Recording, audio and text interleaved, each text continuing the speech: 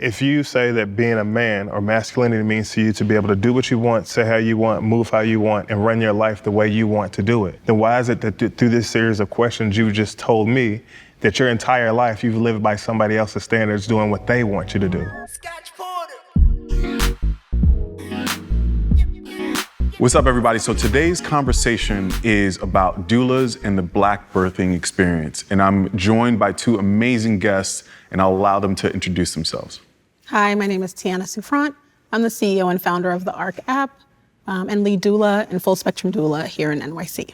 How you doing? I'm William Moore, certified perinatal educator, owner of W.R. Moore, certified perinatal educator, LLC. So let's start with a definition, Te-Ana. What is a doula and how does one become one?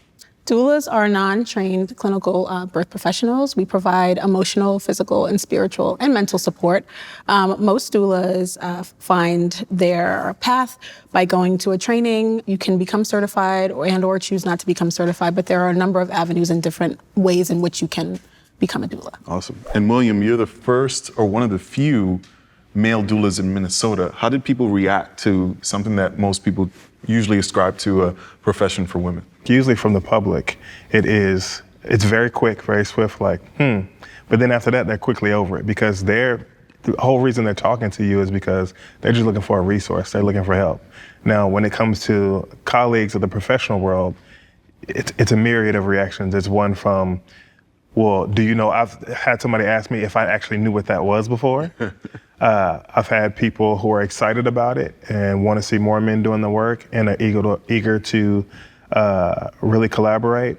And then there are those who are very skeptical and want you to really show that you know what you're doing. You know, our community is so proud, but it was also very shocking because I feel like for a long time we have been wanting to have that male support and that male presence on the other side of, what it is that we do as, female doulas, so to speak, or doulas supporting, women birthing people. But it's a beautiful thing, and I'm so glad to have met William and know William and to know that there are Black brothers out here who are really wanting to do the work and be in this field with us. Yeah, so Te-Ana, William, can you maybe share a little bit about the process of connecting and preparing an expecting mother for the birthing process, right? What is that spiritually, mentally, and emotionally like? Yeah, so I will say, with working with both parents like I do, preparing with mother is completely different than preparing with father. Preparing for mother and with mother is very traditional in the fact of there's a lot of relationship building there. As far as, making sure that she and her partner feel very comfortable with you, building a very organic relationship so that, they feel comfortable sharing their fears, their apprehensions, things that they may be confident about, just being honest with you about things that they don't know about the birth process, right? So that you can kind of jump in there and kind of fill in the blanks for them and that they know that you can be a trusted person to really, so to speak. It starts with empathy. They want to feel like you are sister, friend, mommy, cousin. They want to feel like they have that emotional connection with you. And I feel like I've been blessed and the universe has blessed me with having clients who really do feel like I feel like home to them. And I've also been able to have that same kind of emotional connection and mental connection with them. And so, William, you touched on this earlier, but the preparation, and to me, one of the most surprising things that you said was that you're also a doula to men, to the father. So how do you work with the father? What types of exercises, questions do you have to help the father prepare for that moment? Yeah, for sure. A lot of times when I work with men, I ask them a series of 4 questions. The first question is, what is your definition of masculinity or manhood? And you get very stereotypical answers of what masculinity or manhood looks to them. The second question that I usually ask them is, what was the source of that definition? Usually it's uncle, maybe somebody on the street, role model, TV, whatever be the case, right? The third question is where it starts to get very interesting. And you start to get answers that you didn't necessarily predict, or I've learned to predict because I've been doing this for a while now. But the third question is, does that source of your definition of masculinity live up to that themselves? And this is where you start to see them actually start to slow down and think. And it starts to dawn on them that actually, no, it doesn't.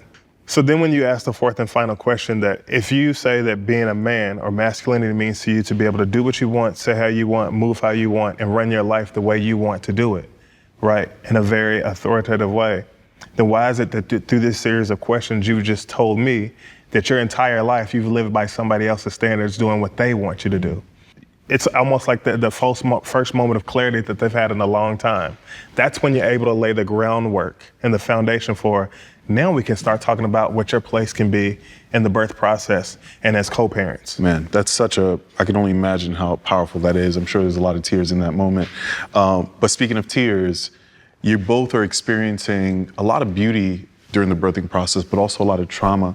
How do you two personally deal with that and process that? I rely a lot on the community of doulas around me, because a lot of them have been around 30 years, from the inception of doulahood. Obviously we know granny midwives, we've been doing it for years and years and years. But I feel like I rely on my community. But also, I have a great partner at home who really tries to understand that, this work is a calling and it's a passion and it's not for the faint of heart. I always say that. And just try to process it with the clients as well, and with those families as well. Yeah. But talking it out, for sure.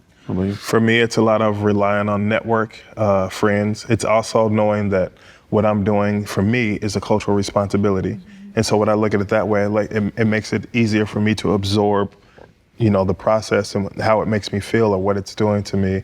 And then I just practice self-care. I make sure I stick to the things that I love to do that make me happy. Working out, reading, painting, whatever that may be. It's always important to go back to the things that you know that you can kind of mindlessly do that make you feel good, make you feel like a whole person.